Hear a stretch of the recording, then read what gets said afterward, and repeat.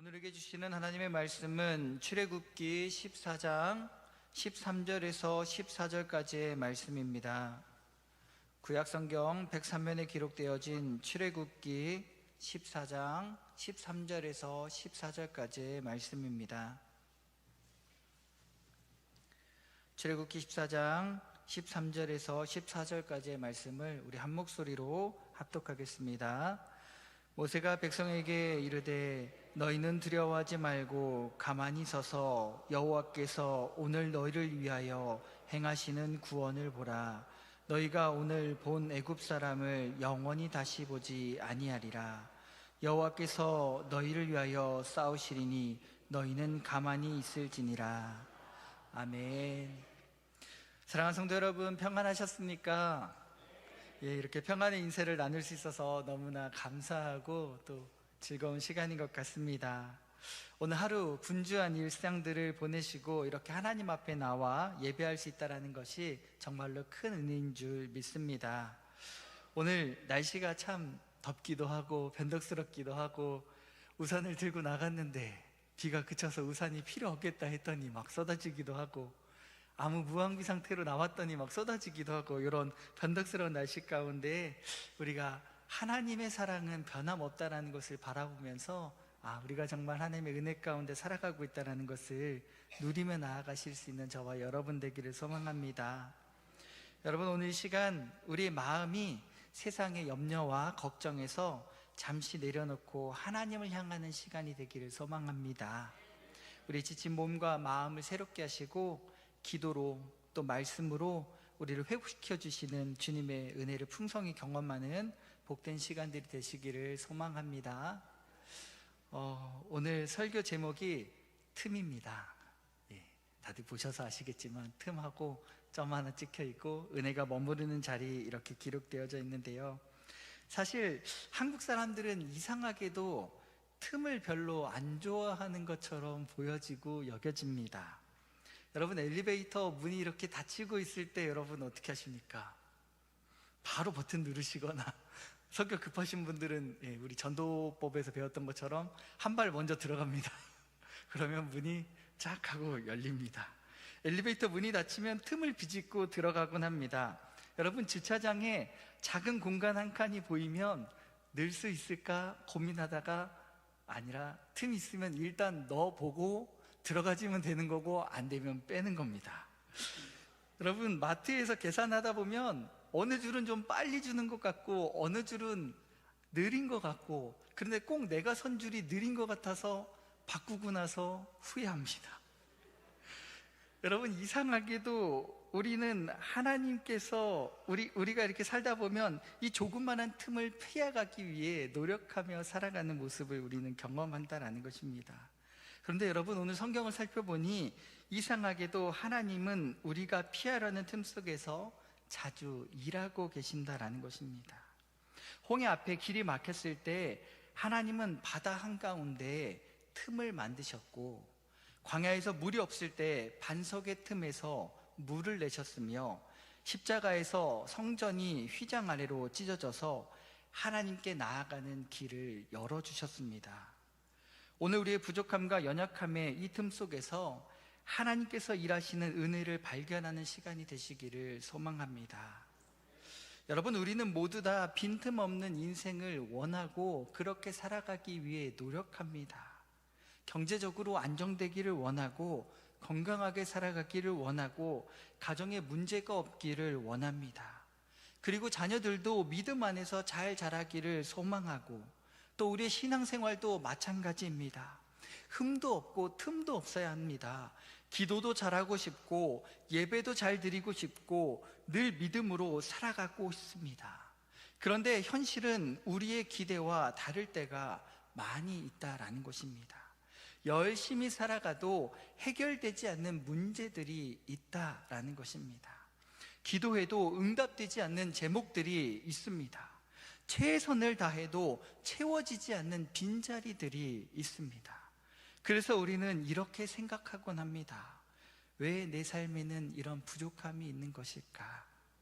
왜 하나님은 이 문제를 빨리 해결해 주시지 않으실까? 왜 내 인생에만 이렇게 아픈 일들이 경험하게 되는 것일까? 주위의 다른 사람들을 보면 이렇게 행복하게 잘 살아가는 것 같은데 왜 나에게 이런 틈들이 생기는 것일까? 왜 이렇게 나에게 아프고 불행한 일들이 발생하는 것일까? 그래서 저는 오늘 이러한 일들을 틈이라고 표현하면서 우리 성도님들과 함께 나눠보고 싶습니다. 여러분, 우리가 살아가다 보면 경제의 틈이 생깁니다. 꼭 필요한 순간이 있는데 꼭 돈이 없습니다. 여러분, 관계의 틈이 생깁니다. 잘 지내는 것 같았는데 어느 순간 관계가 서운해지고 틈이 발생합니다. 건강한 것 같았는데 어느 순간 가봤더니 건강의 틈이 발생하고 있습니다. 신앙의 틈이 생깁니다. 우리는 그 틈을 실패라고 생각하곤 합니다. 그러나 성경은 여전히 다른 이야기들을 들려주고 있습니다. 하나님은 완벽한 사람을 사용하신 적이 없습니다. 오히려 부족한 사람들을 붙드시고 연약한 사람들을 통해 역사하셨습니다. 오늘 본문의 이스라엘 백성들도 마찬가지입니다. 그들은 인생의 최대의 틈 앞에 서 있었습니다. 앞에는 홍해가 있었습니다. 뒤에는 애굽의 군대가 있었습니다. 좌우에는 산과 광야가, 어디에도 갈 길이 없었습니다. 여러분, 그 자리가 어떤 자리였을까? 모든 계산이 끝난 자리였습니다. 아무리 생각해봐도 앞에는 바다, 옆에는 산, 뒤에는 군대, 도저히 사람의 방법으로, 사람의 지혜로 해결할 수 없는 계산이 끝난 자리입니다. 모든 가능성이 사라진 자리입니다. 그런데 놀랍게도 바로 그 자리에서 하나님의 구원의 사역이 시작되었습니다. 오늘 말씀을 통해 우리에게 틈이 왜 이렇게 어렵고 틈이 왜 이렇게 힘든 것이 아니라, 이 틈이 절망의 자리가 아니라 하나님의 은혜가 머무는 자리가 되기를 소망하며 우리 함께 살펴보도록 하겠습니다. 제가 준비한 PPT 잘 보여주셔야 됩니다. 첫째로, 하나님은 때로 우리를 틈으로 인도하고 계십니다. 사랑하는 성도 여러분, 본문을 자세히 살펴보면 이스라엘 백성들이 홍해 앞에 서게 된 것은 우연이 아니었습니다. 길을 잘못 든 것도 아니었습니다. 하나님의 인도하심을 놓친 것도 아니었습니다. 오히려 하나님의 인도하심을 가장 정확하게 따라갔을 때 홍해 앞에 서게 되었습니다. 출애굽기 13장 17절 말씀은 이렇게 말하고 있습니다. 바로가 백성을 보낸 후에 블레셋 사람의 땅의 길은 가까울지라도 하나님이 그들을 그 길로 인도하지 아니하셨으니 이는 하나님이 말씀하시기를 이 백성이 전쟁을 하게 되면 마음을 돌이켜 애굽으로 돌아갈까 하셨습니다 라고 말하고 있습니다.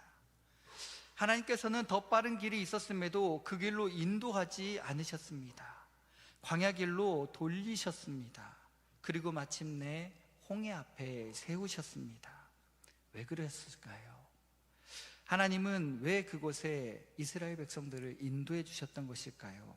하나님이 길을 모르셔서가 아닐 것입니다. 실수하셔서가 아닙니다. 이스라엘 백성들이 하나님만 바라보게 하시기 위함이었습니다. 이스라엘은 애굽을 떠나갔지만 아직 애굽이 마음속에 남아 있었습니다. 하나님보다 환경을 더 신뢰했었습니다. 하나님의 약속보다 현실을 더 크게 바라보는 그들의 모습이었습니다. 그래서 하나님은 인간의 계산이 끝나는 자리로 인도해 내셨습니다.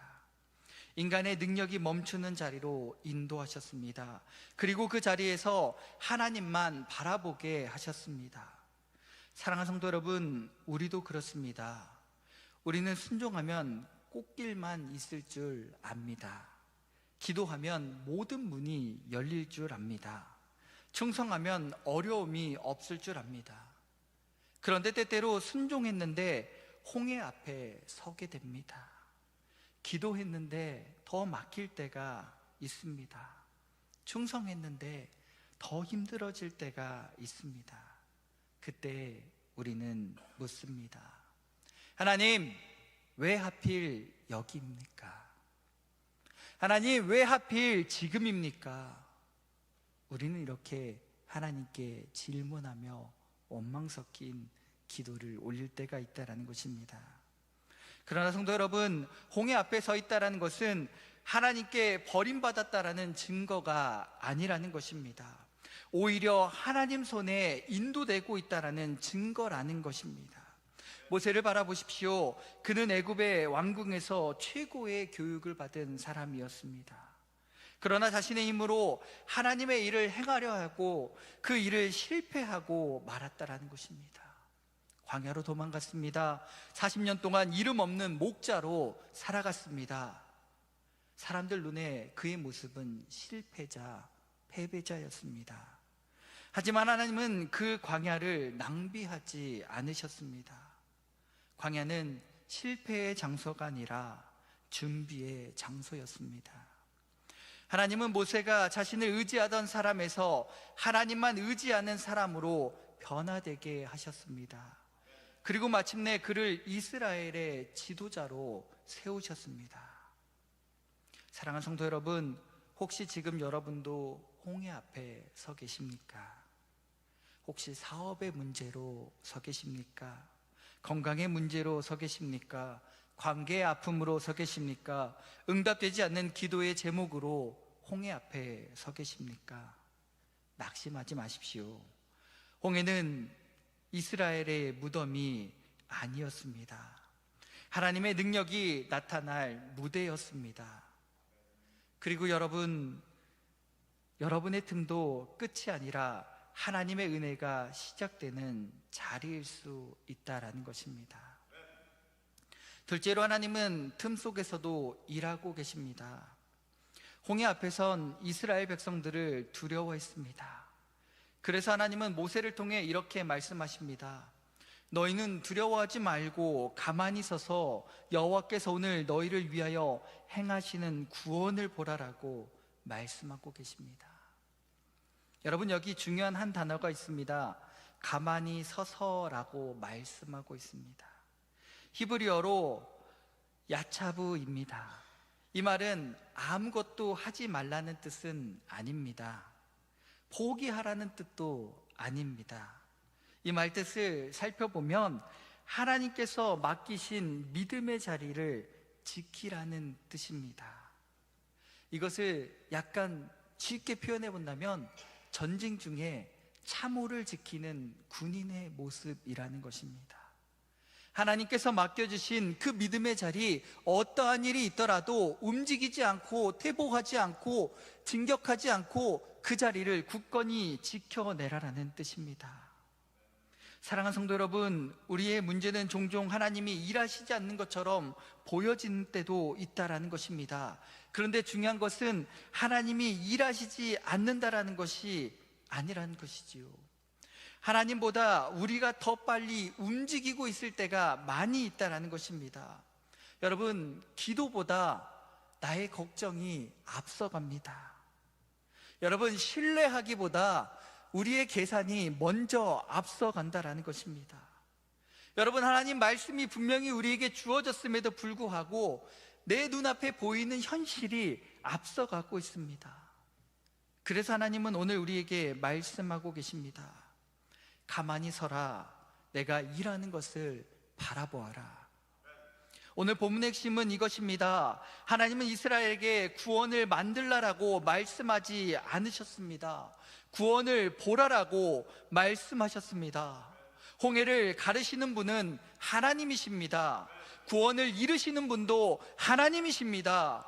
성도 여러분, 복음도 마찬가지입니다. 우리가 구원을 만드는 것이 아닙니다. 우리가 죄 문제를 해결한 것이 아닙니다. 예수님께서 십자가에서 다 이루셨습니다. 우리는 그 구원을 믿음으로 바라보는 사람들입니다. 다윗도 마찬가지였습니다. 하나님께 기름 부음을 받았지만 곧바로 왕이 되지 못했습니다. 왕관보다 광야가 먼저 다가왔습니다. 약속보다 기다림이 먼저 왔습니다. 그러나 하나님은 광야에서도 일하시고 계셨습니다. 다윗은 보지 못했지만 하나님은 왕자를 준비하고 계셨습니다. 사랑하는 성도 여러분, 저와 여러분도 마찬가지입니다. 지금은 보이지 않을 수 있습니다. 기도해도 응답이 없는 것처럼 느껴질 수 있습니다. 그러나 하나님은 결코 멈추신 적이 없습니다. 지금은 보이지 않을 뿐 하나님은 지금 이 순간에도 일하고 계십니다. 그러므로 낙심하지 마십시오. 조급해하지 마십시오. 가만히 서서 하나님께서 행하시는 구원을 바라보실 수 있는 저와 여러분 되기를 소망합니다. 셋째로, 하나님은 마침내 그 틈을 은혜의 통로로 바꾸신다라고 말하고 계십니다. 마침내 하나님의 때가 되었습니다. 하나님께서 모세에게 말씀하십니다. 지팡이를 들고 손을 바다 위로 내밀라. 모세가 순종하자 밤새 강한 동풍이 불기 시작했습니다. 그리고 홍해가 갈라졌습니다. 바다가 좌우벽처럼 섰고 가운데에 마른 땅이 나타났습니다. 죽음의 자리가 생명의 길이 되었습니다. 여러분, 절망의 자리가 은혜의 자리가 되었습니다. 그런데 여기서 중요한 사실이 한 가지 있습니다. 하나님은 홍해를 없애지 않으셨습니다. 홍해 가운데에 길을 내셨습니다. 이것이 바로 하나님의 방식입니다. 우리는 문제를 없애달라고 기도합니다. 하나님, 이 문제를 해결해 달라고, 이 문제를 제거해 달라고 기도합니다. 그러나 하나님은 문제를 통과하며 하나님을 알게 하신다라는 것입니다. 우리는 광야를 없애달라고 기도합니다. 그러나 하나님은 광야에서 만나서 경험하게 하신다라는 것입니다. 광야를 통해 매일매일 공급하시는 만나를 경험하게 하시고, 광야를 통하여서 날마다 베풀어 주시는 그 놀라운 은혜의 삶을 경험하게 하신다라는 것입니다. 우리는 폭풍을 멈춰달라고 기도합니다. 그러나 하나님은 폭풍 가운데 함께 하심을 보여주신다라고 말하고 있습니다. 그리고 성경에서 가장 위대한 틈은 우리가 바라봤던 홍해가 아닙니다. 바로 예수 그리스도의 십자가입니다. 십자가는 실패처럼 보여졌습니다. 제자들은 다 끝났다고 생각했습니다. 세상도 다 끝났다라고 말했습니다. 그러나 하나님은 가장 깊은 절망의 자리에서 가장 위대한 구원의 역사를 이루셨습니다. 십자가는 실패가 아니라 구원의 문이었습니다. 죽음은 끝이 아니라 부활의 시작이었습니다. 가장 큰 틈이 가장 큰 은혜의 통로가 되었던 것입니다. 그러므로 사랑하는 광림의 성도 여러분, 지금 여러분의 삶 가운데 있는 틈도 끝이 아닙니다. 하나님은 오늘도 틈을 은혜로 바꾸시는 분이십니다. 눈물을 간증으로 바꾸십니다. 상처를 사명으로 바꾸십니다. 실패를 은혜로 바꾸십니다. 우리의 절망을 소망으로 바꿔주십니다. 그리고 우리의 틈을 하나님의 영광이 드러나는 통로로 사용하십니다. 사랑하는 성도 여러분, 오늘 말씀을 마치며 한 가지만 기억했으면 좋겠습니다. 우리의 틈보다 하나님의 은혜가 더 큽니다. 우리의 실패보다 하나님의 계획이 더 큽니다. 우리의 눈물보다 하나님의 위로가 더 큽니다. 우리의 절망보다 하나님의 구원이 더 큽니다. 그래서 하나님은 오늘도 말씀하고 계십니다. 여호와께서 너를 위하여 싸우시리니 너희는 가만히 있을지니. 홍해 앞에서도 하나님이 계셨습니다. 광야에서도 함께 하셨습니다. 십자가에서도 함께 하셨습니다. 그리고 지금 이곳에 예배하는 우리의 삶 가운데, 우리의 틈 가운데도 하나님은 함께하고 계십니다. 그러므로 그 틈을 바라보며 절망하지 마십시오. 그 틈을 바라보며 이렇게 고백하십시오. 하나님, 이 자리에도 하나님이 함께 하십니다. 이 눈물에도 하나님이 함께 계십니다. 이 기다림에도 하나님이 함께 계십니다. 이 틈에도 하나님은 함께하고 계십니다. 간절히 소망하기는 믿음으로 설 수 있는 우리 광림의 모든 성도님들 되기를 소망합니다.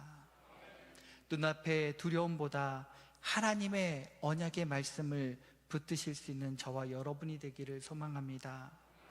환경보다 하나님을 바라보실 수 있는 저와 여러분이 되기를 소망합니다. 가만히 서서 하나님께서 행하시는 구원을 바라볼 수 있는 저와 여러분이 되기를 소망합니다. 제가 단언할 수 있는 것은 여호와 하나님께서 여러분을 위하여 싸워주실 것입니다. 여호와 하나님께서 우리에게 은혜를 베풀어 주실 것입니다. 여러분의 인생 가운데서도 홍해의 길을 내주실 것입니다. 여러분의 틈에도 은혜를 채워주실 것입니다. 이번 한 주간 홍해보다도 크신 하나님을 신뢰하며 살아가실 수 있는 모든 성도님들 되시기를 예수 그리스도의 이름으로 축복합니다. 우리 시간 주가 일하시네 함께 찬송하며 나아갈 때 우리 간절한 마음으로 고백하며 나아갔으면 좋겠습니다. 여러분, 오늘 하나님께서 말씀을 통해 우리에게 중요한 진리를 가르쳐 주셨습니다. 이스라엘 백성은 홍해 앞에 섰을 때 끝이라고 생각했습니다. 더 이상 길이 없다라고 생각했습니다. 그러나 바로 그 자리가 하나님께서 길을 내시는 자리였고, 그 자리가 바로 은혜를 베푸시는 구원의 통로였습니다. 여러분, 우리의 절망의 자리를 구원의 자리로 바꾸신 줄 믿습니다. 우리 삶도 마찬가지입니다. 혹시 내 인생이 홍해 앞에 있는 것 같으신 분 있으십니까? 아무리 기도해도 해결되지 않는 문제가 있으십니까? 우리 시간 이 찬양 올려드리면서 주님께서 일하심을 고백하고 오늘 주님께서 일하심을 찬양하며 나아가실 수 있는 시간 되기를 소망합니다.